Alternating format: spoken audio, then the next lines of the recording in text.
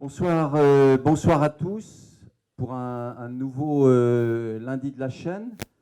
Et ce soir, nous recevons avec grand plaisir, et on a eu une discussion déjà très intéressante là-haut avec vous, monsieur l'ambassadeur, monsieur François Nicoulot.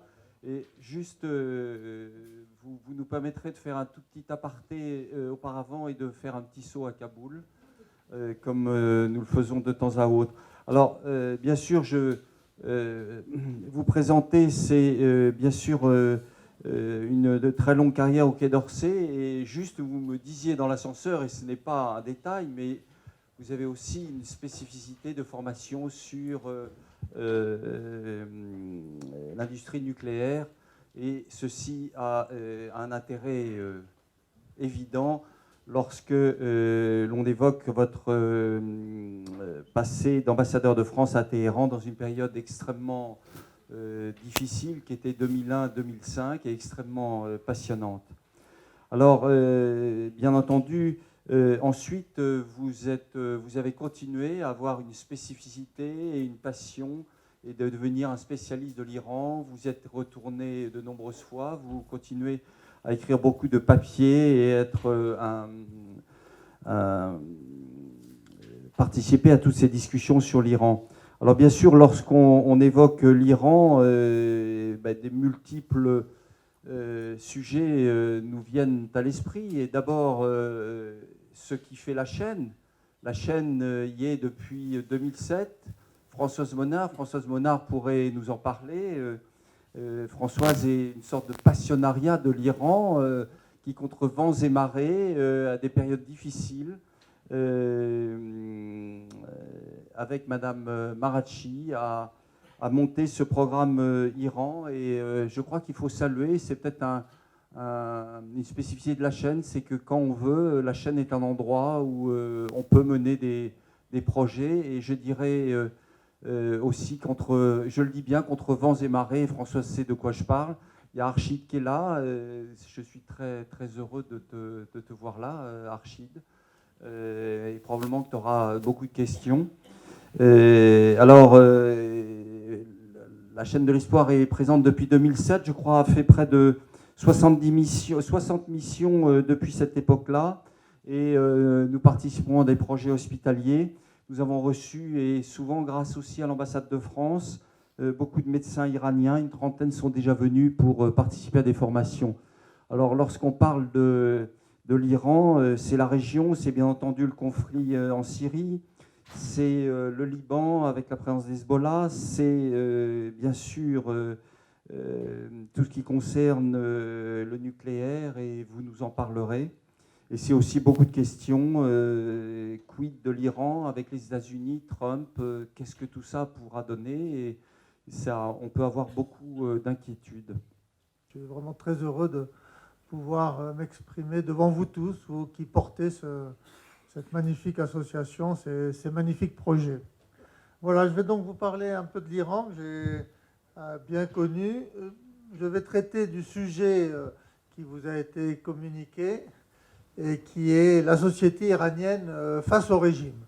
Je vais essayer de parler une demi-heure à peu près, et ensuite nous pourrons aborder toutes sortes de questions tout à fait loin du sujet, si vous le souhaitez. On pourra répondre véritablement à toutes les questions. Mais c'est vrai que on se pose la question, quand on est en Iran, comment finalement cette société qui, à nos yeux, quand on se promène dans Téhéran, est une société évoluée, qui nous ressemble de plus en plus, a pu au fond, accepter, mettre en place, même plus qu'accepter, mettre en place un régime, ce régime aussi étonnant, produit d'un oxymore. Comment une révolution peut-elle être religieuse? C'est la grande question que tout le monde s'est posée, que tous les intellectuels occidentaux se sont posés quand ils ont vu cette révolution naître sous leurs yeux. Eh bien, pour comprendre comment ceci a pu se passer, d'ailleurs, les Iraniens se posent encore la question. Beaucoup d'Iraniens se disent, comment avons-nous pu faire cela? Donc, c'est intéressant quand même de replonger un peu dans le passé pour voir l'enchaînement de circonstances, l'enchaînement de faits fondamentaux, de faits sociaux qui ont pu conduire à ce phénomène tout à fait étonnant, car il faut bien le dire, cette révolution islamique, c'est une vraie révolution. Hein. Ce n'est pas un coup d'État, ce n'est pas une affaire de palais, c'est vraiment une révolution qui a parcouru un cycle révolutionnaire, un peu comme la révolution française ou comme la révolution russe, avec ces phases de paroxysme, d'horreur d'ailleurs, de soulèvement de la population face à un ennemi qui vient la menacer, et puis petit à petit, les choses s'apaisent et la révolution entre dans des eaux moins troublées. Mais si on remonte, si on remonte au début du XXe siècle, quand même, il faut bien voir que l'Iran, qui est aujourd'hui qui représente une population de 80 millions d'habitants, qui est une population urbaine, hein, 70%, une population alphabétisée à 85-90%, le reliquat étant vraiment des gens de l'extrême périphérie, ou alors des gens très âgés précisément, qui n'ont jamais eu accès à l'alphabétisation. Voilà. Il faut bien se dire, cette population-là, au début du siècle, eh bien, l'Iran, c'était 10 millions d'habitants. C'était une population à 90% rurale. C'était une population à 90% analphabète. Et elle a cru quand même doucement. En 1950, un demi-siècle plus tard, on en est encore à 15 millions d'habitants. L'accélération se fait en fait à partir des années 60-70 avec les progrès de l'hygiène publique qui font baisser notamment la mortalité infantile. Et là, de 15 millions en 1950 pour la population, donc on passe à 35 millions d'urbains. Plutôt, je me suis mal exprimé. On passe à 35 millions d'habitants d'Iraniens, dont 50% d'urbains. Mais à l'époque, le taux de fécondité par femme est encore de 6 enfants par femme. Hein. Voilà. Et on est en fin des années 70, donc c'est l'année de la Révolution. Là, on y est.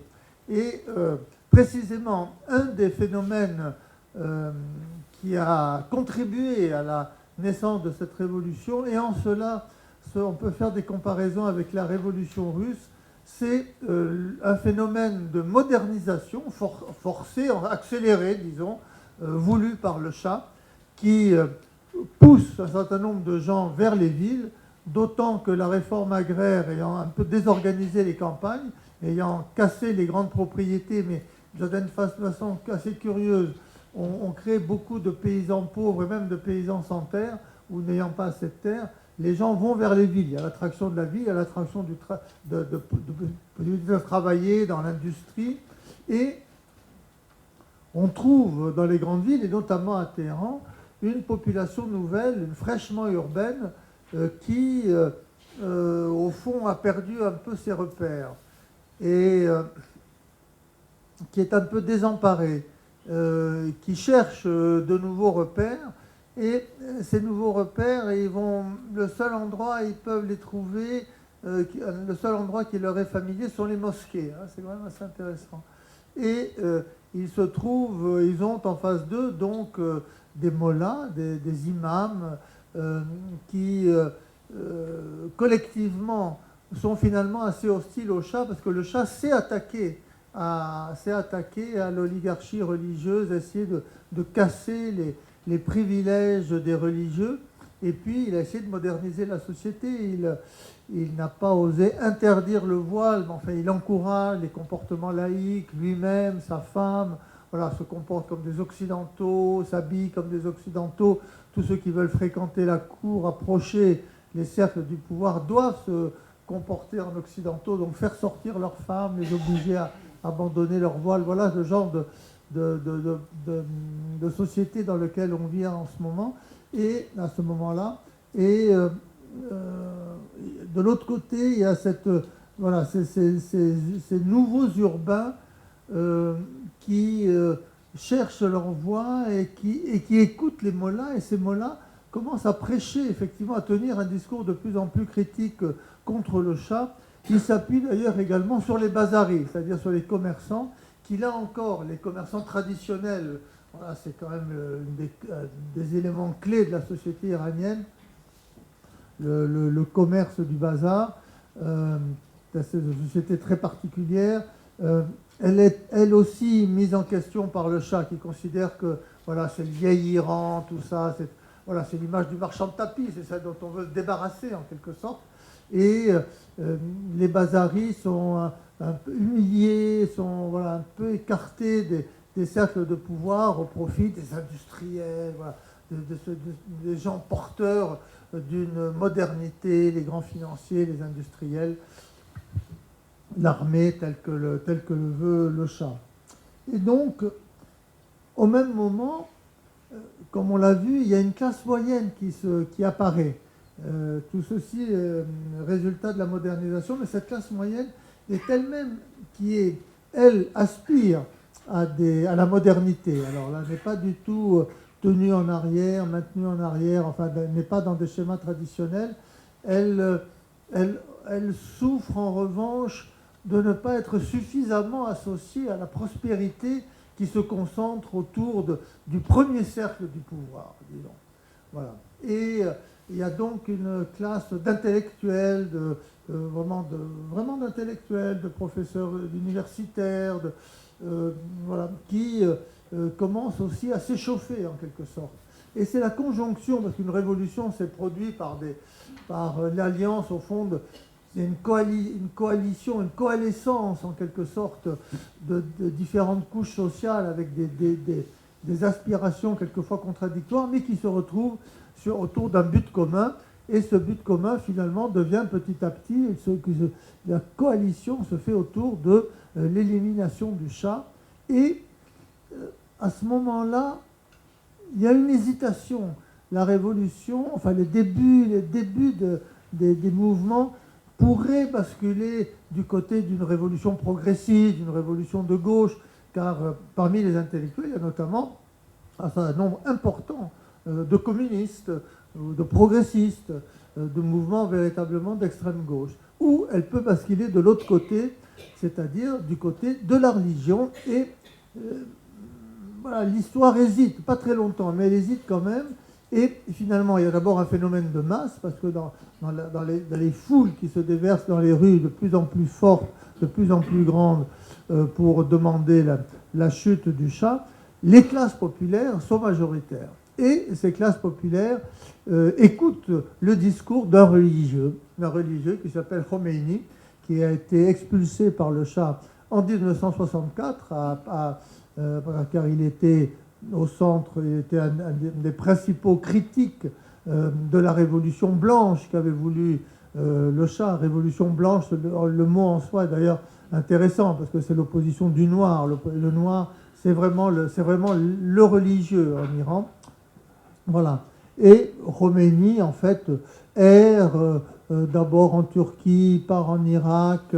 Et à un moment, comme Saddam Hussein et le Shah se réconcilient, Saddam Hussein expulse Khomeini. Khomeini cherche un point de chute, il hésite beaucoup et finalement il arrive en France. Que plusieurs de gens qui l'entouraient lui conseillent de venir en France. D'abord pour une raison très pratique, c'est qu'à l'époque, les Iraniens n'ont pas besoin de visa pour entrer en France. Donc son arrivée en France n'est pas le fait d'un choix politique, c'est pas qu'il était accueilli par le gouvernement français. Il s'est présenté à l'aéroport, il avait un passeport iranien, il est entré sur le territoire français avec un visa de tourisme en quelque sorte. Et en 4 mois, il a complètement retourné la situation. Ça, c'est le phénomène le plus étonnant. Quand on repense à cette période, moi-même, avant de m'intéresser de près à l'Iran, j'imaginais Khomeini présent en France pendant des années, une dizaine d'années. Et en fait, il est resté 4 mois. Mais pendant ces 4 mois, il est arrivé à partir... bénéficiant au fond des médias occidentaux, bénéficiant de la technique des cassettes à l'époque. On envoie les discours de Khomeini sur des cassettes qui sont reproduits à des dizaines de milliers, peut-être à des centaines de milliers d'exemplaires, distribués dans les mosquées que les gens écoutent.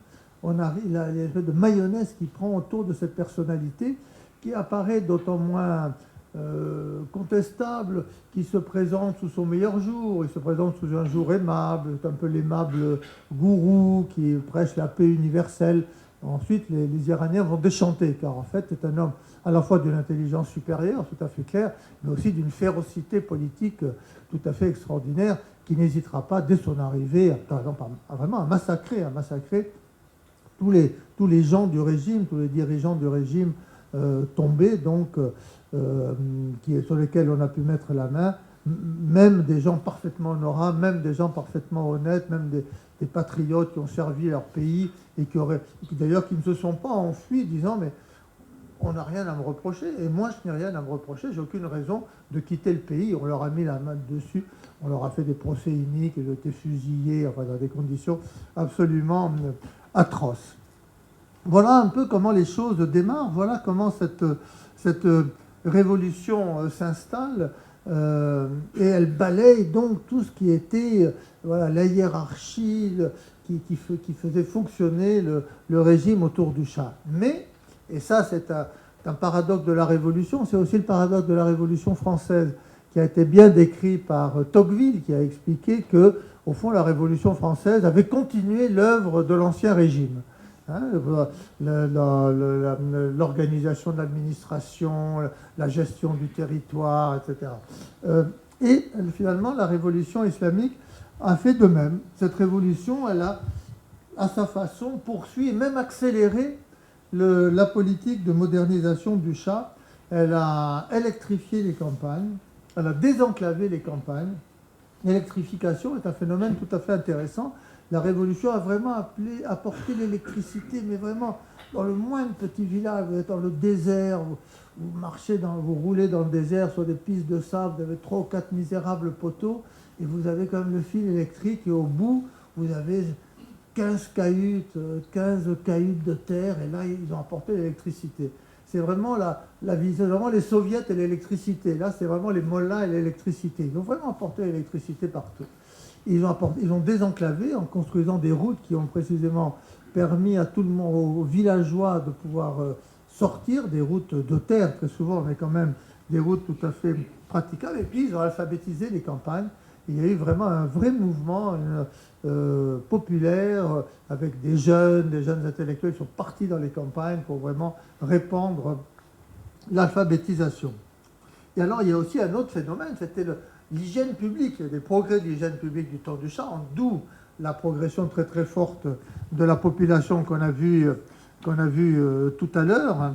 Mais les choses s'accélèrent encore. Et c'est quand même intéressant de voir que au milieu des années 80, le taux de croissance de la population dépasse les 4% par an. Parce que le taux de fécondité des femmes est encore de 6 enfants par femme. Et alors là, c'est intéressant parce que on a un régime islamiste, donc on imagine assez volontiers que l'islam, tout ça, c'est un peu le lapinisme, excusez-moi du terme. Pas du tout. Les religieux tirent les leçons de la situation et décident de mener une politique de contrôle des naissances vigoureuse et parfaitement bien organisée en créant des dispensaires d'abord dans toutes les villes moyennes, les petites villes, même tout simplement les grosses agglomérations, les gros bourgs. Et dans ces dispensaires, on enseigne les jeunes couples sont forcés de se rendre, on leur enseigne les rudiments de la contraception, on leur remet les produits nécessaires, et il y a toute une propagande, alors affiches, tout ce qu'on peut imaginer, faisant le culte des 2 enfants par femme. Et ça marche très bien, et ça marche très très bien.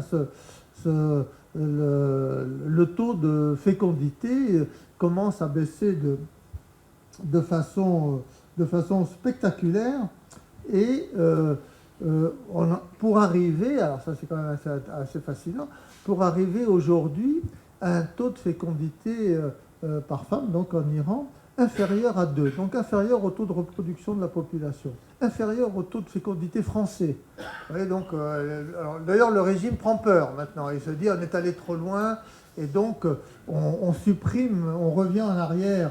On dit non, les 2 enfants par femme, non, il faut revenir là-dessus. Le guide de la Révolution a dit, oui, pour l'Iran de 80 millions d'habitants, non, on va viser un Iran de 150 millions d'habitants. compte tenu des problèmes c'est un pays quand même aride, semi-aride, on ne voit pas très bien où on va les mettre, mais peu importe. Là maintenant, il y a vraiment un renversement de politique. Mais alors là, c'est véritablement, on prend mon pari, que ça ne changera absolument rien à la situation. Ça, c'est vraiment des phénomènes irréversibles, qui ressemblent un peu à dire, mutatis mutandis. Mais l'exemple historique qui vient à l'esprit, c'est l'exemple de l'Hitlérie de l'époque nazie, où il y a une politique nataliste, vraiment acharnée, hein. Et c'est intéressant parce que les femmes allemandes à l'époque, même si elles vont acclamer Hitler dans les rues, le taux de fécondité s'effondre. Et là, pour la première fois, il tombe en dessous de 2 enfants par femme et il y restera ensuite par la suite. Donc, il y a vraiment ce jeu tout à fait intéressant. Il y a l'extérieur, hein, et puis il y a la vie intime, l'intimité du couple, où là, on ne parle plus de politique, et là, on a d'autres stratégies, effectivement. Ça, c'est un phénomène absolument passionnant. Et voilà, en plus de ce phénomène de modernité de la société, il y en a un certain nombre d'autres. Et par exemple, le taux de divorce national est aujourd'hui de 25%. C'est un taux de divorce à l'occidental. Et il y a un phénomène qui inquiète d'ailleurs le régime, mais dont il parle quand même. Ça, c'est quand même assez intéressant. Il y a des études qui sont faites, qui sont publiées par le Parlement, par le Bureau de recherche du Parlement, qui démontrent que ce qu'on appelle là-bas les mariages blancs, le mariage à l'essai, la vie en couple, les unions non consacrées par la religion ou par l'état civil, voilà, se répandent de plus en plus dans une certaine, en tous les cas, parmi les classes moyennes. Il faut dire que cette modernisation, elle est due aussi au phénomène de l'éducation. Il n'y a pas eu que l'alphabétisation, quand même. Là encore, il y a eu une explosion du taux d'étudiants à l'université. Au début de la Révolution, il y avait 200 000 étudiants. Si on voulait un peu former les étudiants d'un bon niveau, il fallait les envoyer à l'étranger. Le Shah a distribué énormément de bourses pour envoyer les étudiants en Amérique, en Europe, etc. Ils ont formé d'ailleurs les meilleurs révolutionnaires quand ils sont rentrés, c'est tout à fait intéressant. Mais aujourd'hui, il y a plus de 3 millions de... Plus près, d'accord. Voilà. C'est un peu trop fort peut-être alors. Voilà, on va essayer de trouver la bonne distance. Oui, donc aujourd'hui, on approche, on a peut-être dépassé d'ailleurs les 4 millions d'étudiants à l'université pour une population qui est à peu près la population française, voilà, 80 millions, enfin à peu près. Et donc il y a plus d'étudiants, université plus institut universitaire, un peu l'équivalent de nos IUT, il y a plus d'étudiants en Iran qu'en France. Voilà, dans cette vague de modernisation extrêmement rapide, il y a évidemment une population qui a joué un rôle très important, ce sont les femmes. Ce sont les femmes. Et ce qu'on peut dire à ce sujet, il y a une sorte de ruse de l'histoire, en quelque sorte, parce que Khomeini, en arrivant... on lui avait posé d'ailleurs la question, même à Neauphle-le-Château, alors là, parce que les femmes ont joué un rôle important dans la Révolution, dans les manifestations de rue. Elles étaient là, elles étaient très très présentes. Et on a demandé à Khomeini, mais alors quelle sera la place des femmes quand vous rentrerez en Iran? Il a dit, oui, ils auront une place éminente, la place que leur réserve l'islam. Il aurait dû se méfier, effectivement. Mais en fait... c'est assez intéressant parce que quand Khomeini est rentré, Khomeini était quand même un mouton noir dans la hiérarchie des grands ayatollahs. Parce que la ligne dominante finalement du chiisme en Iran, c'était plutôt le quiétisme, c'était plutôt les grands ayatollahs, la doctrine dominante, c'était que au fond, le monde était mauvais, qu'il fallait attendre la fin du monde, il fallait voir revenir le 12e imam qui allait instaurer la société parfaite sur Terre et marquer la fin des temps. Mais en attendant, tous les régimes étaient corrompus, tous les gouvernements étaient corrompus. Il fallait se tenir le plus loin possible, finalement, du politique. Et Khomeini a modernisé tout cela il a introduit un biais très très fort en disant, non, il a fait le contraire. Il a dit non, l'islam c'est une affaire politique. Au fond, il faut créer la société parfaite sur Terre et c'est nous qui devons en prendre la responsabilité. Et ça, c'est une tâche proprement politique. Mais au fond, il y avait un seul point sur lequel tout le monde pouvait s'entendre, Khomeini et ses opposants, c'est qu'il fallait remettre les femmes à leur place. Ça, c'est un discours assez classique. Voilà. La première chose qui a été faite, ça a été de rendre le voile obligatoire. Ça n'a pas été immédiat d'ailleurs, mais d'abord on l'a demandé comme une forme d'adhésion volontaire à la Révolution, et puis ensuite on a demandé aux fonctionnaires, vous êtes fonctionnaires, donc ça veut dire aussi les professeurs d'université, etc.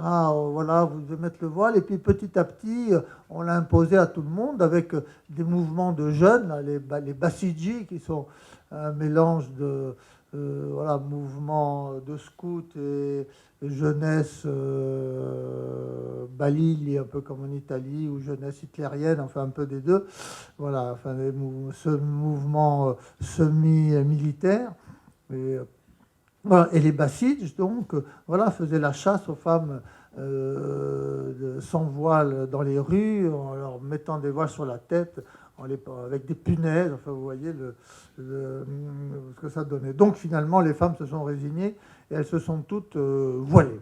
Mais, alors, voilà, la ruse de l'histoire, c'est que jusque-là, en Iran et à l'université, le voile était interdit. Le Shah, comme d'ailleurs Atatürk, à l'image d'Atatürk, qui était déjà du temps de Reza Shah, à l'université, les femmes ne pouvaient pas entrer sans le voile. Mais qu'est-ce qui s'est passé? C'est qu'au fond, les milieux, la petite bourgeoisie pieuse, etc., qui auraient voulu envoyer leurs filles à l'université, ne les envoyaient pas parce que c'était un lieu de perdition. À partir du moment où le voile a été imposé, et notamment à l'université, ces familles pieuses qui gardaient les filles à la maison en attendant de les marier, les ont envoyées à l'université. Il n'y a plus de problème. L'université est restée un lieu de flirt, d'ailleurs, heureusement. Mais voilà, les apparences étaient sauves. Et on a vu petit à petit un phénomène qu'on retrouve d'ailleurs dans d'autres pays de la région, qu'il y a plus de femmes à l'université que d'hommes.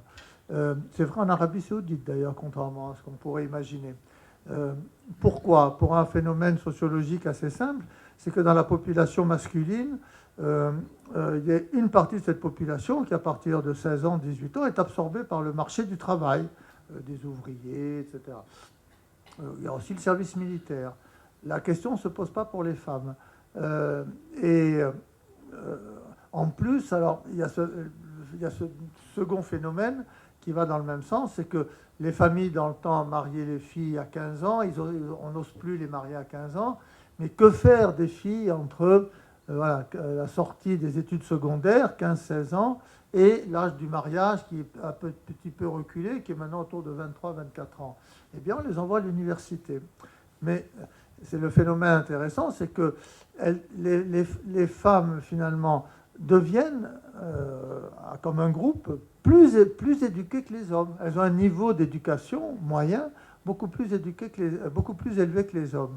Et elles ont, quand on leur présente des maris, parce qu'on est encore dans une société quand même assez traditionnelle, ou même dans les classes supérieures, les enfants font encore confiance à leurs parents pour leur trouver le conjoint idéal, souvent pris dans le cercle de la famille élargie, parmi les cousins encore, et on fait encore beaucoup de mariages entre cousins. Les hommes qu'on présente aux jeunes femmes sont moins éduqués qu'elles. Alors, sous la pression des parents, elles se marient quand même, mais au bout de 3-4 ans, elles en ont marre d'être avec quelqu'un qui ne les vaut pas vraiment. Hein.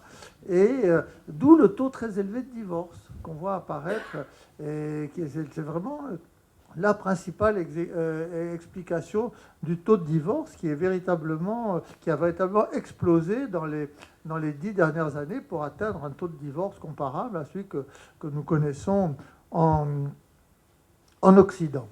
Alors, à vrai dire, le vrai problème pour les femmes, c'est après l'université. Qu'est-ce qu'on fait après l'université? Parce que alors là, dans le monde du travail, on est dans un monde encore très discriminant.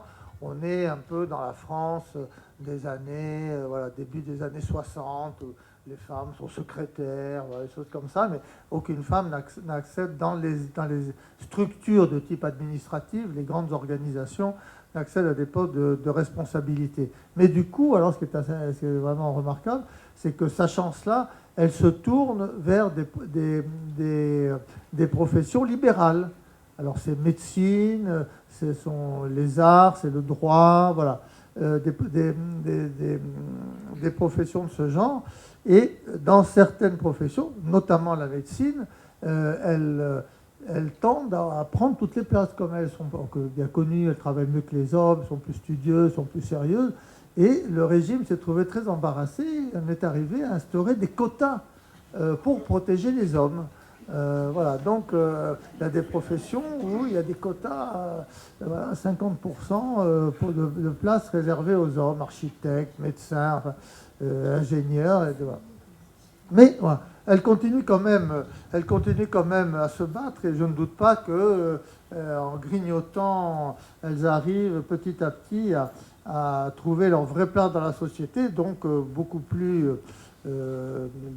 honorable que celle que leur réservait le bon ayatollah Khomeini. Alors, quand on décrit cette société, on arrive un peu à la question initiale, mais comment elle supporte un régime pareil? Et on se dirait, mais une telle société doit être en conflit avec le régime. Pas tout à fait. Pas tout à fait. D'abord, combien de temps j'ai parlé là? Je ne sais pas. Non. Je sais pas, parce que j'avais mis ma montre, mais finalement ça ne marche pas très bien. Donc,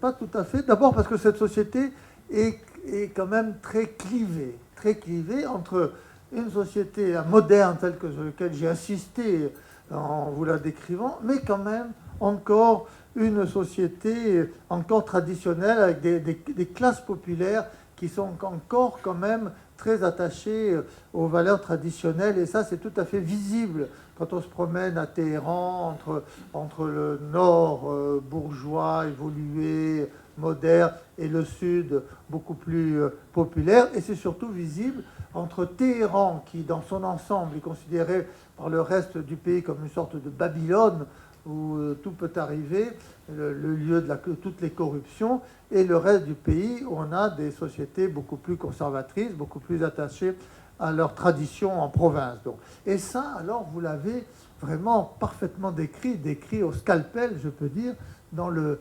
film de Farhadi que vous avez peut-être vu, qui s'appelle La Séparation.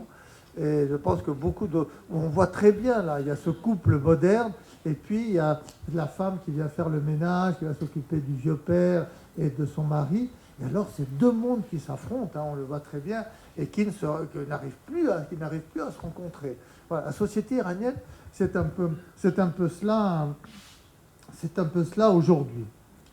Et même la société, et cette société donc traditionnelle, elle est quand même encore très impressionnée par la religion, par le discours religieux, par les mollahs, par les ayatollahs. C'est quelque chose qui est très... Ils n'imaginent pas de transgresser toutes les règles qui sont édictées par ce monde religieux qui les recouvre, en quelque sorte. La société plus moderne, la société... Ainsi, voilà, j'ai parlé 30 minutes. Voilà, ici, ça a bien marché. C'est parfait. J'arrive à peu près à la conclusion. Je ne vais pas parler trop longtemps encore. Donc, et même cette société moderne, qui au fond n'aime pas ce régime, voudrait s'en débarrasser, elle en a quand même besoin pour survivre. Elle en a besoin pour survivre tout simplement sur un plan économique, pour gagner sa vie, pour produire, pour commercer. Il faut bien transiger avec le régime. Et un modus vivendi a fini par s'installer entre cette société et le régime sur le mode « ne nous ennuyez pas trop et vous pouvez continuer ». Vous pouvez continuer. On sait bien que voilà, vous nous aviez promis une république de la vertu, parce que la république islamique, elle s'est faite sur la restauration de la vertu contre la corruption du Shah. C'était ça vraiment le premier motif. On sait bien que vous êtes retombé dans la même corruption et encore pire, on sait tout ça. Bon, continuez à faire vos affaires, continuez à bénéficier d'être tout à côté du robinet du pétrole, si je peux dire, là où coule l'argent du pétrole, mais laissez-nous vivre, laissez-nous aussi nous développer. Et on est arrivé à une sorte de, comme je le disais, de modus vivendi qui est facilité par la structure même de l'islam, où est strictement marquée la séparation entre l'intérieur et l'extérieur. L'intérieur qui est le haram, qui est le harem, donc comme nous avons récupéré le mot, qui est ce qui est sacré, mais ce qui est aussi interdit, mais qui est interdit aux yeux extérieurs. Et l'extérieur, là, le régime a le droit de le contrôler avec sa police des mœurs, avec l'obligation du voile, l'interdiction de boire de l'alcool, enfin, tout ce que vous pouvez imaginer. Voilà. Il y a un ordre moral très lourd, le moins de café possible, la lutte contre les fumeurs, tout ce qui peut aboutir au rapprochement des sexes, à la familiarité des sexes, qui fait d'ailleurs que c'est assez triste parce que les jeunes Iraniens, les jeunes adolescents iraniens, du côté homme, mais aussi du côté fille, ne savent pas comment se comporter, ne savent pas comment se comporter avec les garçons, avec les filles, et les filles, les garçons, une espèce d'extraordinaire timidité, voilà, qui devront ensuite, avec beaucoup de difficultés, vaincre dans la suite de leur vie. Mais voilà, il y a une répartition des rôles. L'extérieur, vous avez le droit de le contrôler, on fait semblant d'obéir à l'intérieur, on fait ce qu'on veut. Vraiment, et là, on boit de l'alcool, on fornique, enfin, on fait des surprises parties, on fait tout ce qu'on veut. Alors, de temps en temps, quand même, ça ne marche pas toujours. De temps en temps, la police intervient, arrive, casse les bouteilles d'alcool, embarque les gens au commissariat, ont des peines de fouet, enfin, c'est quand même extrêmement humiliant. Mais, en fait, ça se passe précisément parce que ce qui se passe à l'intérieur a en quelque sorte bavé à l'extérieur. Parce qu'on a mis la musique trop fort, donc les voisins se plaignent. Ou par les fenêtres éclairées, ils ont vu des couples danser. Alors les voisins pieux téléphonent à la police et là, la police intervient. Alors on arrive on leur donne quelques billets, ils acceptent de s'en aller. Mais s'ils sont contrôlés eux-mêmes par les Bassidj, qui sont l'œil politique du régime, alors la police n'ose pas être indulgente et donc embarque tout le monde. Voilà un peu ce jeu du chat et de la souris qu'on continue à jouer la société et le régime. Alors que nous réserve l'avenir, hein, c'est en général comme ça qu'on arrive à la conclusion. Alors on peut se dire, est-ce qu'on va vers le changement de régime? Est-ce qu'il y aura une nouvelle révolution finalement? Et d'ailleurs, de l'Occident, on a toujours pensé que ce régime était tellement absurde, tellement baroque, enfin, et tellement pas en phase avec ce qu'on voyait des Iraniens que l'on pouvait côtoyer, qui ne pouvaient que tomber un jour ou l'autre. On essayait d'ailleurs un petit peu de le faire tomber, mais bon. Mais en fait, il n'est pas tombé. C'est une sorte de poussa qui, voilà, oscille sur sa base, mais qui arrive quand même à tenir. Alors pour plusieurs raisons. La principale, au fond, c'est que les Iraniens sont encore traumatisés par la révolution qu'ils ont vécue. Et même les jeunes qui ne l'ont pas vécue, à travers les récits des parents, ils sont dans l'idée, mais comment avons-nous pu commettre de pareilles horreurs? Et ils ne veulent pas revenir, ils ne veulent pas repartir dans un cycle de violence. Il est quand même intéressant que quand il y a eu des manifestations spontanées en 2009 contre des élections truquées, par exemple, finalement, on n'est pas arrivé à une situation à la syrienne. Finalement, quand le régime a montré des dents, envoyé la troupe, les gens ne sont pas allés à l'affrontement, le sang a un petit peu coulé, mais de l'ordre de quelques dizaines de personnes. On n'allait pas à des milliers, des dizaines de milliers, comme on l'a vu ailleurs. Les gens n'étaient pas prêts à se lancer dans un nouveau cycle révolutionnaire dont ils ne savaient pas où il pourrait aboutir. Et en même temps, cette société que je vous ai décrite, elle devient de plus en plus post-islamique, véritablement. Ça sera le paradoxe de cette révolution islamique d'avoir donné naissance probablement à la première société post-islamique du Moyen-Orient. Même les mosquées sont vides, par exemple. Quand on va à Téhéran, il n'y a pas du tout des muezzins qui appellent à la prière. Enfin, tout ceci n'existe pas. D'ailleurs, c'est Khomeini lui-même qui a dit « laissez les bébés dormir, pas de muezzins ». Voilà, c'est assez curieux. On n'est pas dans l'islam sunnite auquel nous sommes peut-être plus habitués en France. Donc, voilà, on va vers une société post-islamique que le régime essaye de contrôler, mais en fait, il y parvient de plus en plus imparfaitement. Et il y aura encore des périodes de régression, hein, certainement. Il y aura encore des périodes de répression, mais l'un dans l'autre, la République islamique sera forcée de s'adapter, sera forcée d'évoluer. Elle doit évoluer ou elle doit périr. En tous les cas, c'est le pari que l'on peut faire aujourd'hui. Voilà, merci beaucoup.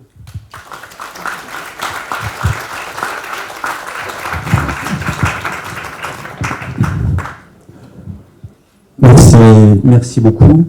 Je voudrais vous poser une question qui va nous éloigner un tout petit peu de ce sujet, mais comme on l'a abordé juste auparavant lorsqu'on s'est vu,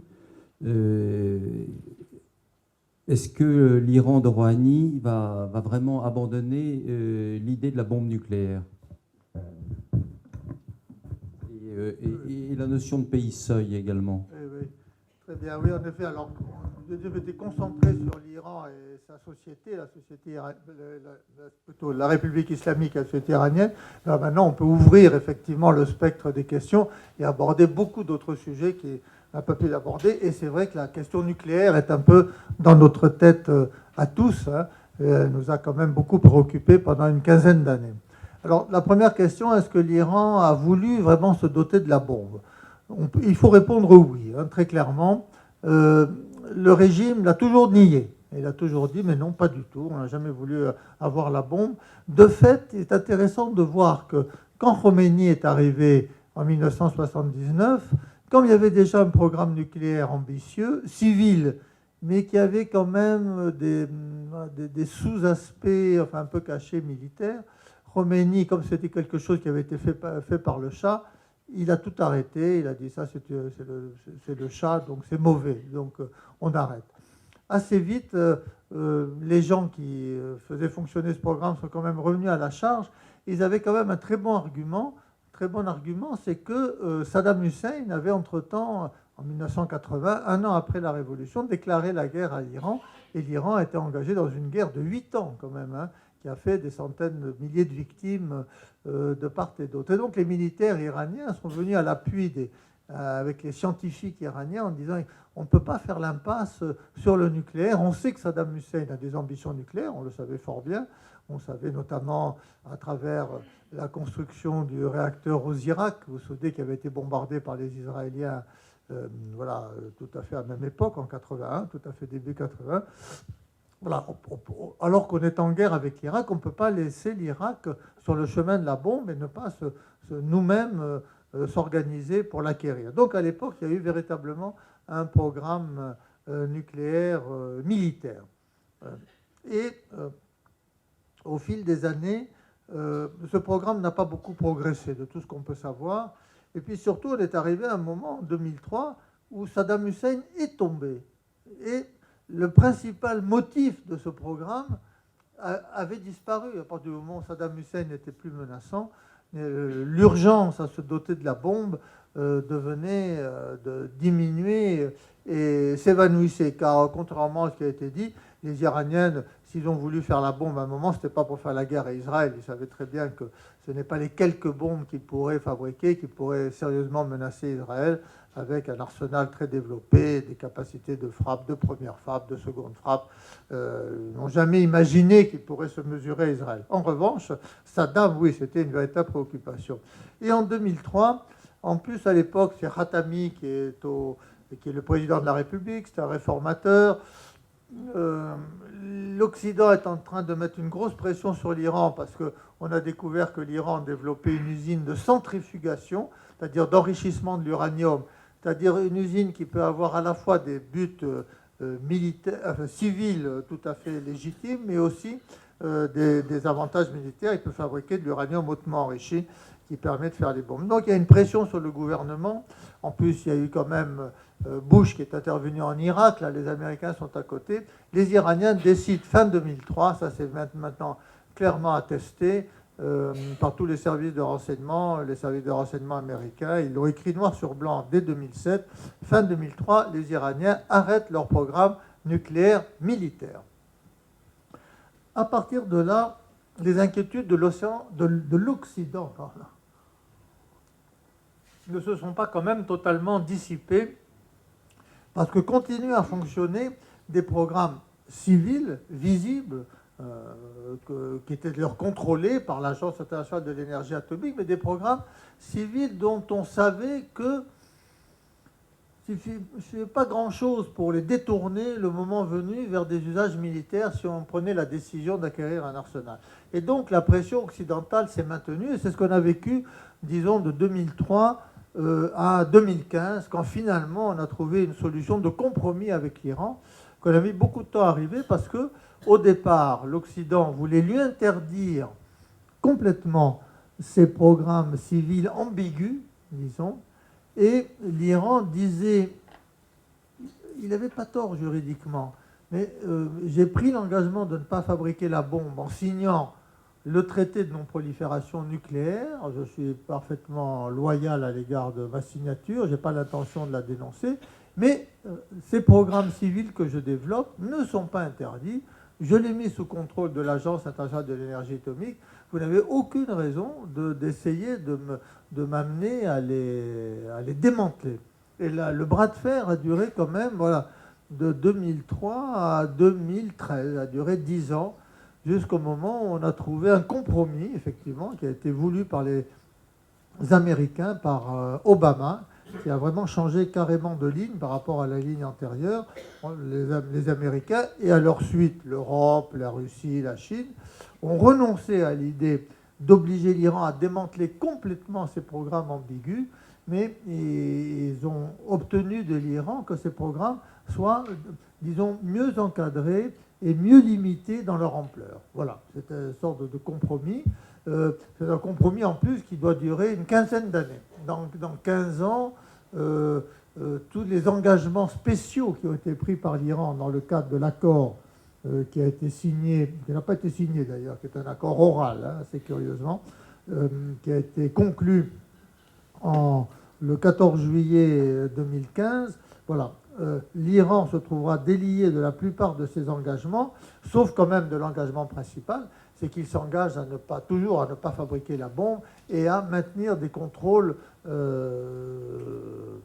particulièrement intrusifs de l'Agence internationale de l'énergie atomique. Donc on peut être rassuré pour le moment, on peut être rassuré à court terme pour les 10 ou 15 années qui viennent. Les 10 ou 15 années en politique internationale, c'est quand même très très loin, mais on a bon espoir que la situation dans une quinzaine d'années ne sera pas inquiétante, que l'Iran aura pris en quelque sorte de bonnes habitudes et qu'on aura trouvé un modus vivendi qui écarte le spectre d'une guerre nucléaire ou même d'une prolifération des armes nucléaires dans le Moyen-Orient.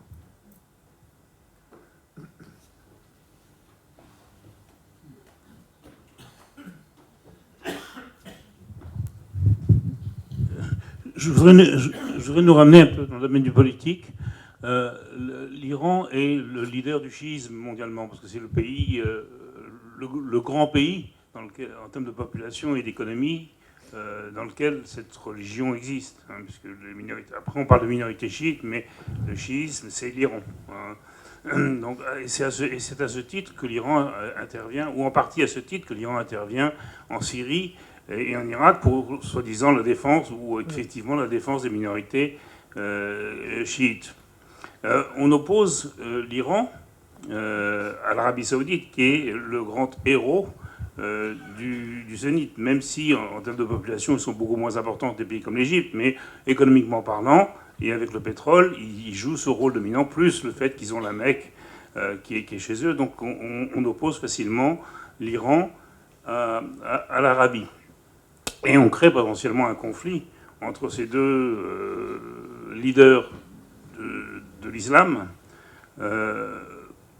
Est-ce que l'Iran a vraiment un rôle politique d'expansion et de défense du chiisme dans la région? Et est-ce que ce conflit est monté par l'Occident, ou est-ce qu'il existe vraiment un conflit potentiel entre l'Iran et l'Arabie saoudite? Il y a une tension très, très forte entre l'Arabie saoudite et l'Iran, qui n'est pas récente, qui existait déjà du temps du Shah d'ailleurs, une espèce de jalousie finalement. Enfin, avant les années 60, elle n'existait pas parce que l'Arabie saoudite n'existait pas, mais à partir des années 70, où les Anglais se sont retirés du Golfe Persique, où les Américains, trop occupés par la guerre du Vietnam, ne voulaient pas intervenir directement, on a encouragé la montée en puissance de l'Arabie saoudite et des autres monarchies du Golfe. Et il y a un moment, effectivement, où l'Iran, qui considérait que le Golfe Persique, c'était sa région, hein, d'ailleurs, comme le nom l'indique, qui était très attaché à cette dénomination. Il ne veut absolument pas qu'on en utilise d'autres, qu'on parle de Golfe tout court, ou de Golfe arabique, ou de Golfe arabo-persique. C'est le Golfe Persique. C'est une façon de montrer qu'il a toujours été là depuis l'Antiquité, puisque le terme, effectivement, remonte à l'Antiquité. Donc, il a vu monter en puissance voilà, cette Arabie saoudite qui a commencé à lui disputer la primauté dans la région. Et le conflit s'est noué moins sur des questions religieuses quand même que sur une simple rivalité géopolitique. Alors la religion a été instrumentée, hein, ça c'est tout à fait clair, mais ce n'est pas le motif premier. En tout cas, pour les Iraniens n'ont pas d'hostilité à l'égard du sunnisme, hein. Ils considèrent d'ailleurs que le chiisme est un des rites de l'islam, un rite parmi d'autres, et les sunnites sont des musulmans au même titre qu'eux-mêmes. Enfin, pour eux, il n'y a pas de différence. Sinon, une différence de rite, qui est en fond quelque chose d'assez secondaire. Pour les Séoudiens, c'est un petit peu différent, effectivement, parce que le wahhabisme considère tous ceux qui ne le pratiquent pas, qui ne pratiquent pas l'islam rigoriste, l'islam sunnite, comme véritablement des mécréants et des païens, et peut-être les premiers qu'il faut combattre avant de combattre les autres. Alors, le gouvernement séoudien n'est pas forcément d'un wahhabisme forcené, hein, dans sa façon de penser, mais comme il a passé un pacte avec la hiérarchie religieuse wahhabite, c'est vraiment là-dessus que s'est fondée l'Arabie saoudite au XVIIIe siècle, avec un pacte, vous me laissez la politique et l'économie, et je vous confie la société, la religion et l'emprise sur la société. C'est sur ce dualisme qu'est fondé l'Arabie saoudite.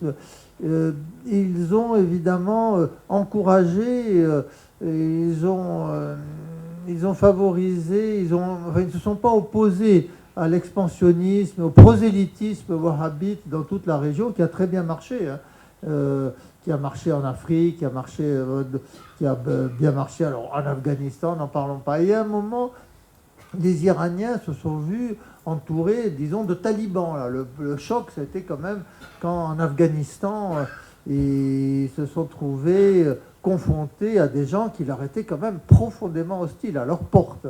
Et les talibans leur ont massacré des diplomates. Enfin, à un moment, les Iraniens ont failli pénétrer en Afghanistan et faire la guerre à l'Afghanistan pour se débarrasser des talibans. Et ils en sont venus à l'idée qu'ils ne se laisseraient jamais plus piéger par des situations de ce genre. Et leur peur, finalement, des Iraniens, quand en Syrie, par exemple, c'est pas tellement l'amour de Bachar el-Assad, pour lequel ils n'ont qu'en médiocre estime, hein, c'est l'idée de voir s'installer dans ce pays, au fond, des néo-talibans. Des néo-talibans qui viendraient aussitôt, évidemment, une fois qu'ils seraient là, déstabiliser l'Irak, hein, qui est maintenant, où les chiites, qui représentent la majorité du pays, grâce à la démocratie instaurée par les Américains, se trouvent aux commandes. Et ça, c'était un cadeau magnifique, effectivement, que les Américains ont fait à l'Iran et dont ils ne veulent pas se dessaisir. Ils ne voudraient pas que les sunnites reconquièrent l'Irak et donc que des néo-talibans les mettent en difficulté. Voilà où nous en sommes aujourd'hui.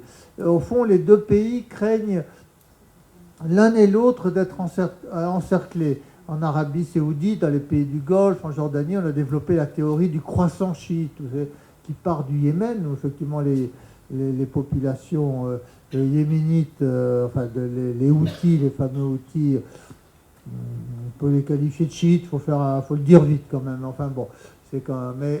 Mais surtout, on continue sur les rives du Golfe Persique, en Arabie Saoudite même, hein, toute la région de la rive ouest du Golfe Persique, donc saoudienne, hein, où il y a aussi les différents Émirats, le Koweït, etc. La population est chiite là. C'est la population la plus riche. En plus, c'est là où il y a le pétrole. Hein. Enfin, non, c'est pas la population la plus riche, c'est la région la plus riche et la population la plus pauvre. Les chiites sont parmi les plus pauvres. Voilà. Donc, ça rend évidemment les Saoudiens très nerveux. Donc, ils voient assez volontiers, les chiites du Golfe. On passe par l'Iran. Maintenant, l'Irak est tombé dans l'escarcelle du chiisme. Ensuite, on arrive à la Syrie. Les Alaouites ne sont pas des chiites. Hein. Mais ils sont alliés objectifs. Et surtout, alors, on arrive grâce au Hezbollah, où là, on a vraiment des chiites, de vrais chiites, du haut des Simains, donc du même type que les chiites iraniens. Grâce au Hezbollah, on arrive au Liban. Et donc, on voit ce cercle qui arrive au bord de la Méditerranée. Et ça, évidemment, ça terrifie le monde sunnite qui se considère comme encerclé. Et les Iraniens, en revanche, comme je le disais, se voient plutôt encerclés par les néo-talibans. Voilà la situation dans laquelle on est aujourd'hui. D'où les tensions très très fortes, les rancœurs, les hostilités, la jalousie, la méfiance qui règnent en ce moment. Si vous permettez, je peux avoir écouté sur l'Iran, que je ne connais pas bien, mais je connais bien le Moyen-Orient et l'Arabie Saoudite où j'ai travaillé.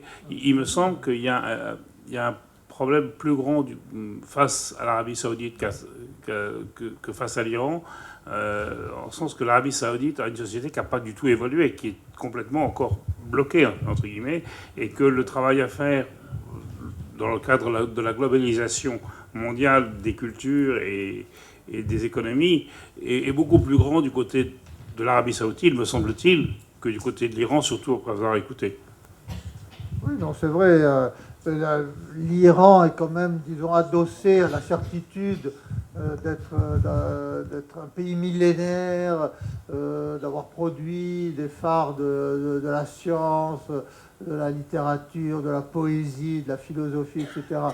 L'Arabie Saoudite, effectivement, ils ont émergé récemment. Ils n'ont pas très confiance en eux-mêmes.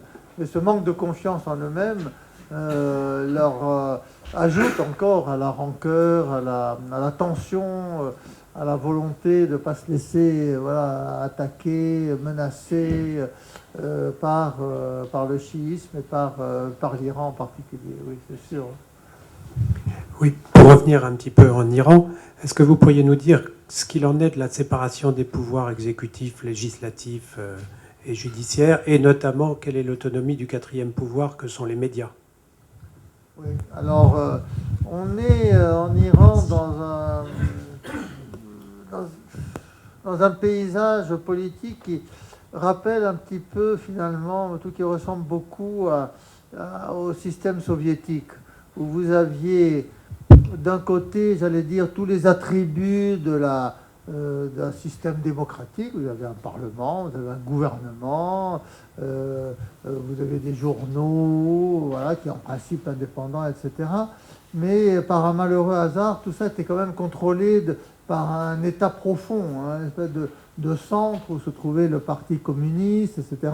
Chacun savait que le Premier ministre ou le Président n'avait qu'une importance très réduite, que tout ceci était des marionnettes, c'était au fond un premier rideau, une première ligne de réalité qu'on présentait au monde extérieur, avec des tribunaux, etc., tout ce qu'il faut. Mais en fait, en réalité, tout ça était contrôlé. En Iran, on a un peu le même phénomène.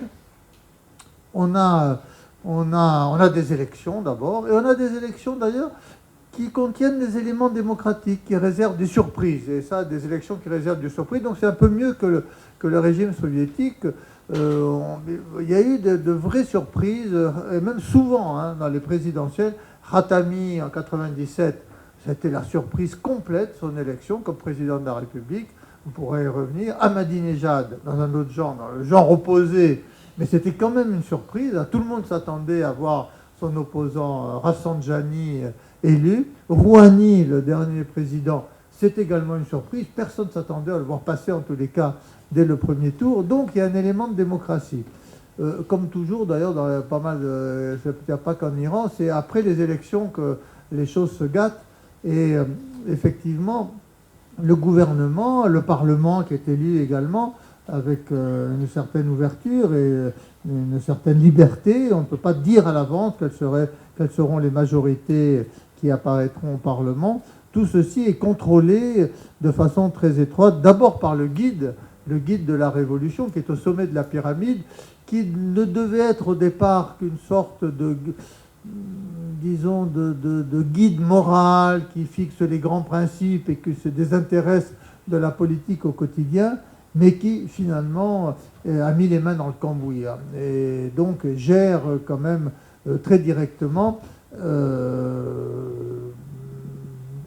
selon le principe de son infaillibilité politique, que tous les gens au pouvoir reconnaissent, y compris le président de la République, y compris les parlementaires, gère l'ensemble du système. Et les réformes constitutionnelles après la mort de Khomeini ont encore verrouillé le système en confiant directement au guide la responsabilité de pans entiers du système politique. Par exemple, la radio-télévision d'État dépend directement du guide. Les passes d'Aran, l'armée dépend directement du guide, ils ne dépendent pas du gouvernement. Et le guide nomme le chef du pouvoir religieux, qui là encore est en principe indépendant, mais qui est un bastion conservateur, fermement tenu par le guide, et qui met... donc c'est lui qui verrouille en fait l'évolution de la société, qui continue à condamner à mort, Enfin, c'est un sujet évidemment brûlant parce que l'Iran est le pays qui, avec l'Arabie Saoudite d'ailleurs, par rapport à la population, le plus grand nombre d'exécutions à mort. Alors il faut dire quand même que 95% de ces exécutions sont des choses de droit commun. C'est lié au trafic de drogue, que c'est à tolérance zéro. Vous avez plus de 5 kg de cannabis et encore moins d'opium ou de drogue dure, vous êtes condamné à mort. Et tout ceci est exécuté très rapidement. Il y a encore un certain nombre de condamnations de droit commun de type meurtre, viol, car le viol est également condamné à mort. Et il reste une proportion, certes beaucoup trop élevée, mais de l'ordre de quelques pourcents, de condamnations proprement politiques, sous couvert en général de rébellion, de terrorisme, etc. C'est plus ou moins avéré. Dans quelques cas, c'est quand même avéré. Dans d'autres, c'est nettement moins clair. Voilà pour ce qui concerne les exécutions. Mais ce contrôle de la société que le pouvoir judiciaire est contrôlé, donc est tenu par les conservateurs et en particulier par le guide. Ce qui fait que le gouvernement lui-même est assez faible et est loin de détenir tous les pouvoirs. J'allais dire, à l'égard du guide de la Révolution, il est un peu comme un Premier ministre faible sous la Ve République par rapport au président. On pourrait prendre l'exemple Rocard contre Mitterrand, vous voyez un peu ce genre-là. C'est un peu ça le rapport de force qui est vraiment tout à fait en défaveur des institutions légitimes, visibles, extérieures, visibles de l'extérieur.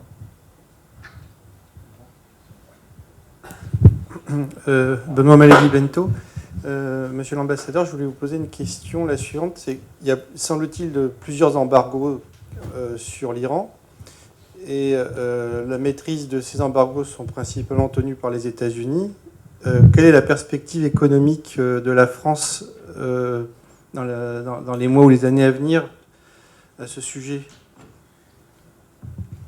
Oui, alors dans l'accord nucléaire du 14 juillet 2015, en échange des efforts faits par l'Iran en matière de transparence et de limitation de son programme nucléaire, les Occidentaux, il y a les Chinois et les Russes, mais c'est un peu marginal, les sanctions dures ont été mises en place par les Américains et les Européens, donc les Occidentaux ont accepté de lever leurs sanctions nucléaires.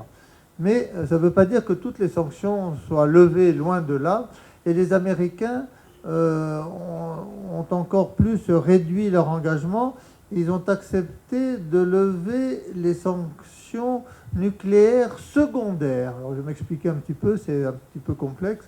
C'est-à-dire les sanctions qu'au nom de la lutte nucléaire, ils imposaient non seulement à l'Iran, mais aux autres pays qui auraient refusé de se plier aux règles fixées par les Américains. Qu'est-ce que ça veut dire?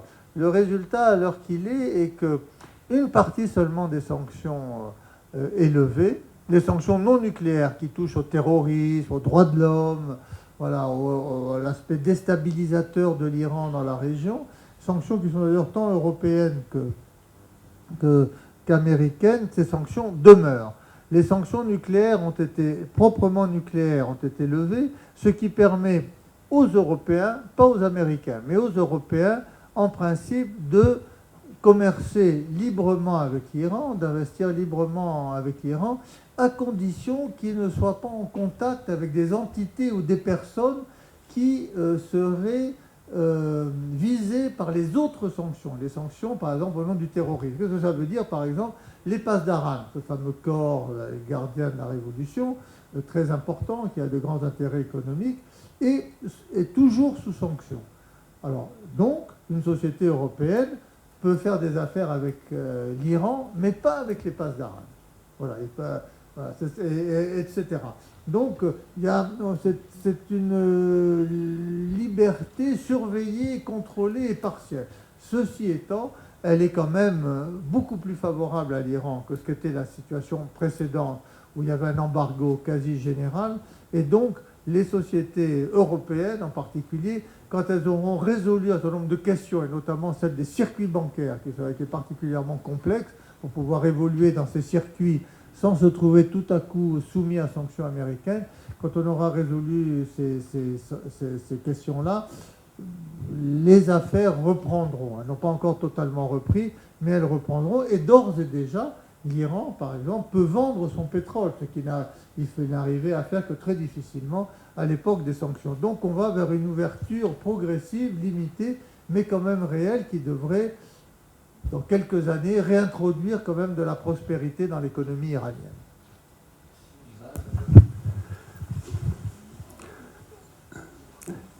C'est quelqu'un qui a vécu pendant 4 ans environ en Iran depuis 1975 jusqu'à 1979, donc a vécu cette période de mégalomanie du Shah et de l'arrivée de Khomeini, qui vous pose la question.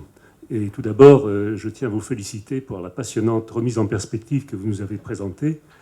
Et je voulais vous demander l'aveuglement, finalement, de l'Occident, et notamment des Américains, et je dirais aussi des Européens, vis-à-vis de ce qui se passait. Et notamment le fait que l'armée était considérée comme étant le pilier à la solde du Shah, absolument indéboulonnable.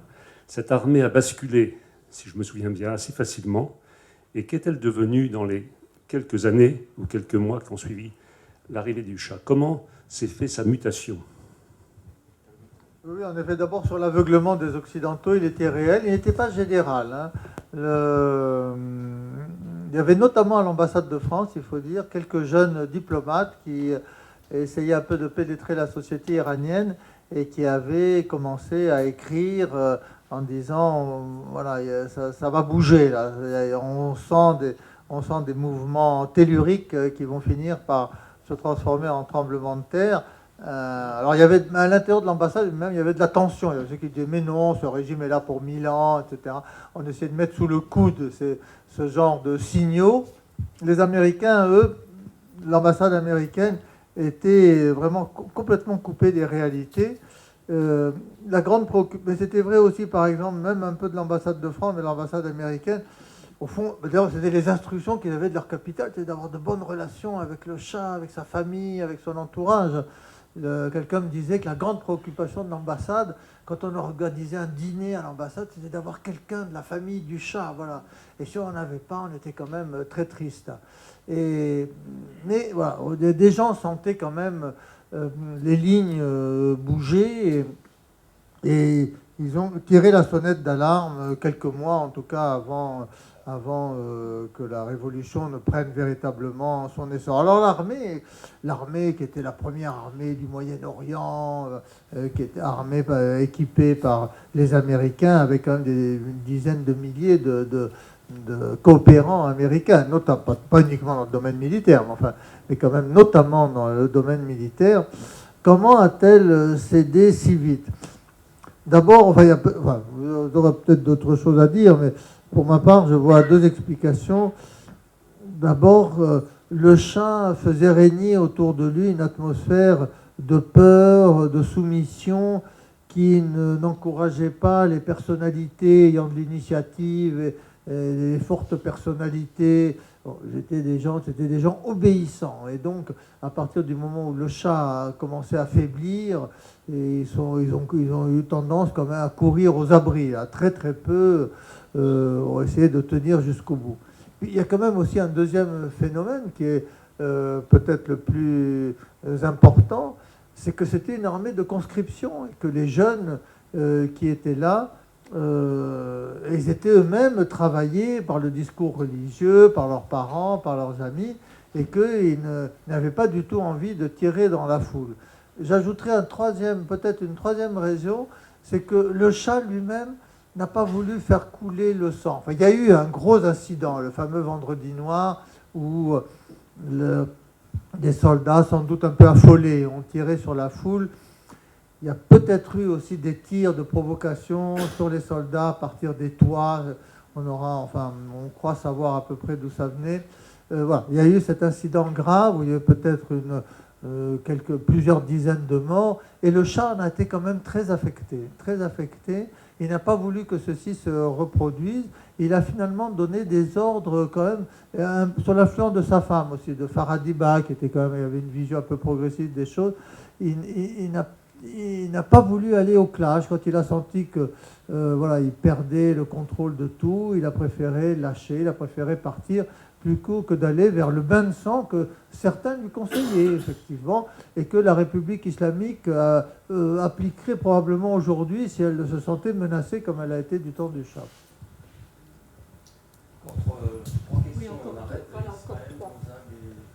D'accord. Merci Eric. Monsieur l'ambassadeur, il y a beaucoup de questions sur ce sujet. Je vais me limiter à une seule question. L'Iran ou le régime iranien avec ses forces militaires sont présents en Syrie depuis la fin de 2011. Donc, j'ai l'impression que ce n'est pas le régime syrien qui gère le conflit, c'est le général Soleimani qui gère le conflit en Syrie. Avant, le président libanais se fut nommé par le régime syrien. Maintenant, on a l'impression que se fut nommé par les Iraniens. Ce qui me choque, en fait, c'est que pendant les négociations avec les Iraniens, donc on a tout parlé. On a parlé de leur programme nucléaire, de lever les sanctions, de rembourser les 100 milliards de dollars. Et en fait, on n'a pas pensé au peuple qui souffre à cause des interventions des Iraniens. Je pense en particulier aux Syriens, je pense aux Yéménites, je pense aux Libanais et je pense surtout aux Irakiens. Pourquoi on n'a pas inclus dans les négociations avec les Iraniens les souffrances de ces peuples? Merci. Non, c'est une très bonne question et que je peux vous dire que les négociateurs se sont posés. Et il y a eu deux écoles quand on a décidé d'engager des négociations sérieuses avec les Iraniens. La première école, c'était on va faire une grand bargain, le grand accord dans lequel on va tout inclure, on va résoudre toutes les questions. La question de l'aide au Hezbollah, la question de l'aide aux différents mouvements révolutionnaires ou déstabilisateurs en tous les cas au Moyen-Orient, la question des droits de l'homme en Iran, qui était une question qui préoccupait quand même beaucoup les gens. Voilà. Et en plus du nucléaire. Et quand même, c'est l'autre école qui l'a emporté en disant, écoutez, ça c'est magnifique, hein, c'est super, on y arrive, mais on n'y arrivera pas. Compte tenu de ce qu'est le régime, de sa façon de voir les choses, essayons déjà de régler la question nucléaire, c'est déjà suffisamment compliqué, ça l'a démontré, hein, c'est quand même déjà horriblement compliqué. Essayons de régler d'abord cette affaire-là et espérons qu'avec la mise en œuvre de l'accord nucléaire, la société s'ouvrira petit à petit, les modérés se verront confortés dans leur vision des choses et on arrivera à tirer l'Iran du côté d'une meilleure coopération avec l'Occident, d'une meilleure prise en compte des préoccupations de l'Occident dans la région et des peuples eux-mêmes, hein, ça va sans dire. Voilà, ça c'est le pari qu'on a fait. Il faut reconnaître que la première voie était impraticable, très franchement. Je suis personnellement convaincu qu'on ne serait jamais arrivé, on ne serait jamais arrivé à trouver un accord sur tous ces sujets en même temps, au même moment. Mais je reconnais également que le choix de la deuxième voie est jusqu'à présent plutôt décevant. C'est-à-dire que l'Iran a dit très bien, on a conclu l'accord nucléaire, mais pas question n'ayez pas d'illusion, on ne va pas devenir plus gentil sur toutes les autres questions. Nous restons un régime révolutionnaire, c'est le discours tenu par Khomeini. Notre ennemi, c'est toujours les États-Unis, c'est toujours Israël, c'est toujours ce qu'il appelle aimablement l'arrogance globale, voilà, qui s'en prend à tous les opprimés à travers le monde. Hein. Voilà, ça reste la vision révolutionnaire du régime. Il reste fidèle à ses idéaux originels dans cette ligne. Et on en est là aujourd'hui. Ce n'est pas la ligne de tout le monde à l'intérieur du système iranien. Rouhani, le président de la République modérée, espérait faire bouger les lignes. Il n'y est pas arrivé objectivement. C'est vrai qu'il n'y est pas encore arrivé. Est-ce qu'il y arrivera mieux dans un deuxième mandat ? Ce n'est pas du tout certain. On en est là aujourd'hui. On est un peu au milieu du gué, je le reconnais bien volontiers. Oui, très vite.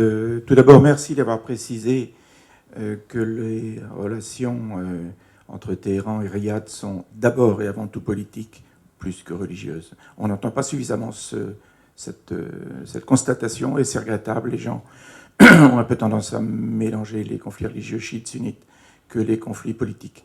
Alors maintenant, je rebondis sur la fin de votre exposé. Qu'en est-il de l'avenir ? Alors je vais vous poser une question qui va peut-être vous paraître anachronique. Dans l'ouest de l'Iran, il y a, et dans la future redistribution des cartes du Moyen-Orient, à laquelle on peut s'attendre, pouvez-vous nous dire quelques mots des Kurdes iraniens, qui sont nombreux, plusieurs millions, et qui n'ont pas officiellement les mêmes velléités d'autonomie ou d'indépendance que leurs collègues turcs, irakiens ou syriens. Ceci étant dit, ils sont très importants pour l'avenir. Pouvez-vous nous donner quelques informations, s'il vous plaît ? Oui, bien volontiers. La question kurde, en effet, touche les 4 pays de la région. Hein. La Turquie, où ils sont les plus nombreux, pour moins une douzaine de millions. Ensuite, on arrive à l'Iran, peut-être, je ne sais pas, 8 millions peut-être. On arrive ensuite à l'Irak. Qu'est-ce qu'ils font 4, 5 millions, à peu cet ordre-là. Et le dernier groupe, ce sont les Kurdes syriens, plutôt autour de 2 millions. C'est des groupes, c'est très à la louche, hein, c'est les ordres de grandeur. Et voilà comment les choses se répartissent. Les Kurdes iraniens ont toujours été actifs dans la vie politique iranienne. Il y a toujours la tentation très forte de s'autonomiser, voire de créer une indépendance. Quand l'Iran a été un peu déstabilisé par la fin de la Deuxième Guerre mondiale, il y a eu une république éphémère à Mahabad. Ils ont voulu créer donc une première république kurde qui a été écrasée par le Shah. On a pendu le principal dirigeant.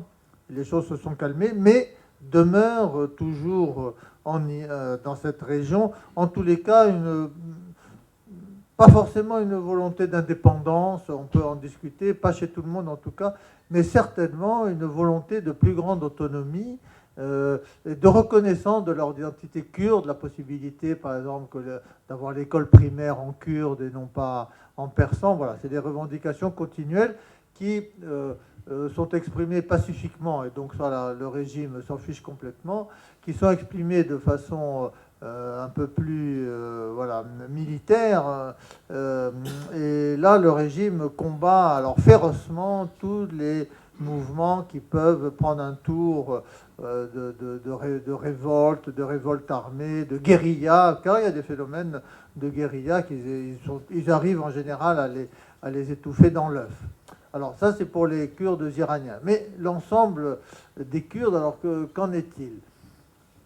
Il y a cette aspiration kurde à former un État, disons que, enfin, je vous donne mon sentiment personnel, on pourra en discuter, mais il existe une proto-nation kurde, hein, c'est clair, mais les facteurs de division sont quand même encore très, très, très prégnants. Hein. Tout le monde ne parle pas la même langue, hein, il ne faut pas l'oublier.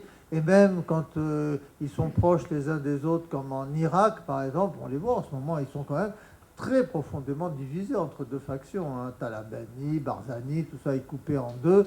Alors s'ils n'arrivent pas déjà à se mettre d'accord entre Kurdes irakiens, on se demande vraiment comment ils vont se mettre d'accord tous ensemble. Les Kurdes irakiens détestent les Kurdes turcs. Hein, ils ont très, très, très peur voilà, du PKK.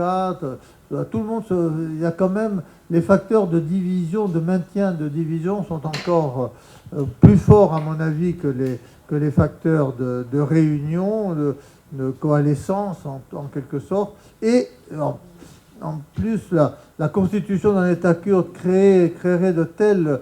bouleverser tellement la région que les États, alors Turquie, Iran, n'en parlons pas, quand ils sont faibles comme en Irak ou en Syrie, bon, on les voit remonter à la surface, mais ailleurs, tout ceci sera réprimé impitoyablement, toute tentative de créer un État kurde. Donc ça paraît quand même un rêve très, très, très lointain, très franchement. Et moi, je fais le pari qu'en règle générale, les frontières qui existent, on dit que c'est les frontières de Georges Picot, qu'elles soient artificielles, tout ce que... Les frontières artificielles finissent par devenir des frontières naturelles. Au bout d'un certain temps, les gens s'y habituent. Et là encore, on sait ce qu'on a, on ne sait pas ce qu'on va avoir.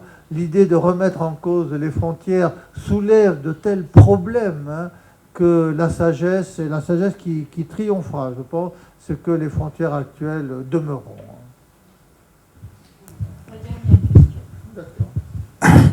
Bonsoir, Archid Azarine, je suis médecin, je travaille avec la chaîne de l'Espoir.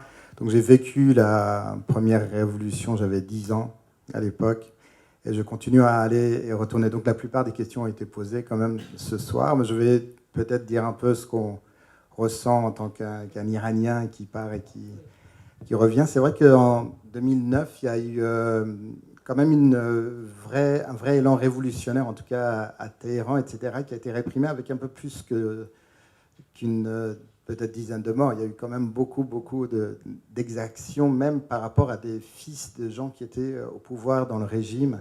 Et à ce moment-là, d'ailleurs, un peu les Iraniens se sont sentis abandonnés par l'Occident, où ils se disaient mais pourquoi personne ne nous appuie, personne ne nous entend, on parle que de la mort de Michael Jackson dans les médias, et nous, là-dedans, c'est vrai que c'est arrivé au même moment. Ça a été un peu étouffé par Ahmadinejad, avec l'aide aussi du guide de la révolution, Khamenei, qui est la vraie personne au pouvoir. Et après, il y a eu, en effet, toute l'histoire, la vague du printemps arabe. Et les gens, un peu plus tard, se sont dit, peut-être que finalement, on a bien fait de ne pas faire notre révolution. Et même la plupart des gens même qui étaient dans cette révolution sont plus maintenant pour une évolution que vraiment pour une révolution. En effet, ils n'ont pas envie d'un changement trop brutal avec tout le risque que ça peut entraîner. Et plus pour faire un compromis comme ils l'ont fait, mais vers une évolution. Et c'est vrai que ces derniers accords nucléaires a donné beaucoup d'espoir. Alors c'est vrai que cet espoir tarde à venir parce qu'économiquement, les sanctions sont toujours là et la société, même quand je vais pour faire des fois même sur le plan médical, il y a plein de choses qui ne se font pas, plein de choses qui sont freinées au dernier moment. Ils disent qu'il n'y a plus de sanctions, mais à la fin, le matériel n'arrive pas. Tout est freiné, même les logiciels n'arrivent pas parce que c'est des logiciels dernier cri. Et même quand le paiement veut se faire, même si le paiement est très difficile à cause des sanctions encore bancaires. Mais c'est vrai que là, c'est bientôt les élections en Iran, comme vous disiez. Rouhani, les gens se demandent s'il est toujours va être encore gagnant, mais c'est Donald Trump de l'autre côté qui arrive. Et ses premiers pas avec, par exemple, le fils du Shah qui vient de lui envoyer une lettre ouverte en lui demandant de venir l'aider à reconquérir le pays. On va voir comment va agir Trump. Ça va agir. C'est vrai que si les États-Unis se durcissent, l'Iran peut-être va se durcir aussi. Et les gens forcément ont un peu peur de ça. Bien sûr, tout le monde attend que le guide de la révolution finisse ses jours et ça va peut-être changer. C'est vrai que, comme vous disiez, les pastarans, les négociations ne se font pas parce que les sanctions concernent pas mal les pastarans, mais en ce moment, ils détiennent quasiment une très grande partie de tout ce qui se fait sur le plan commercial avec l'Iran. Oui, non, je ne peux qu'être d'accord avec votre présentation des choses. On voit que c'est vécu de l'intérieur, en quelque sorte. Là, oui, non. On met beaucoup d'espoir sur la disparition du guide, mais grâce au progrès de la médecine moderne à laquelle vous contribuez, là, il se porte finalement pas mal. Là. Il a un cancer, je crois qu'il a un cancer du côlon, de la prostate, mais tout ceci se traite très bien. Là. Il fait ce qu'il faut. Et il est 39, hein, voilà, donc il a 77 ans. Il peut encore tenir 3-4 ans, hein, peut-être plus, hein, on ne sait pas, on verra. Ça sera intéressant. Et pour le reste, Trump ne fera pas la guerre pour libérer l'Iran des mollahs, hein, je ne pense pas. Mais il fera d'autres bêtises, mais je ne pense pas qu'il fasse celle-là. Ça sera plus compliqué. Voilà, mais écoutez, merci beaucoup sur ce témoignage.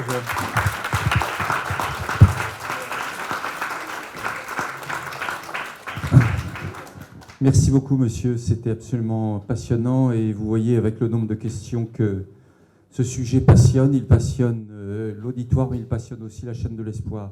Alors, je voulais vous donner le programme parce que, pour que vous reteniez bien les dates, le 9 janvier, nous aurons Serge Blisco qui viendra, s'occupe au sein du gouvernement pour lutter contre les dérives sectaires, mais surtout sur la déradicalisation. Et vous savez, le risque très important... Il y a un de vos confrères, Régis Cochet, qui est là, que je viens de découvrir. Et donc, la dérive sectaire avec la déradicalisation, et notamment avec, vous savez, les plusieurs centaines de jeunes qui sont en cours de rentrer en France après la chute de Mossoul probable et le futur de Raqqa. Et ensuite, je vous demande de bien retenir cette date parce que c'est quelqu'un qui m'est très cher. Je ne sais pas si Jean Porigny est là, mais c'est Véronique Fournier qui va venir. Et Véronique Fournier est une ancienne de Médecins du Monde. Et elle viendra nous parler d'un sujet dont le titre est à la hauteur du propos qu'elle va tenir, c'est « La mort peut-elle devenir un droit ?» Et pourquoi Véronique Fournier est très bien placée pour en parler, c'est qu'elle est responsable du comité d'éthique qui est composé de médecins, journalistes, pasteurs, mollahs, prêtres et autres. Et elle réfléchit sur la fin de vie et notamment arrive sur son bureau et dans ce comité, notamment les décisions de fin de vie concernant également les enfants ou les adolescents. Et vous pouvez imaginer la lourdeur de ce type de décision, la modification de la loi Leonetti. Donc c'est un sujet qui est en plus porté par une personne de très haute valeur morale, humaine et scientifique, et Véronique. Donc le 9 janvier, puis le 6 février. Merci encore, monsieur l'ambassadeur. Et vous savez qu'il y a toujours un verre ensuite, et je suis certain que beaucoup de gens souhaiteraient vous poser des questions. Merci à tous.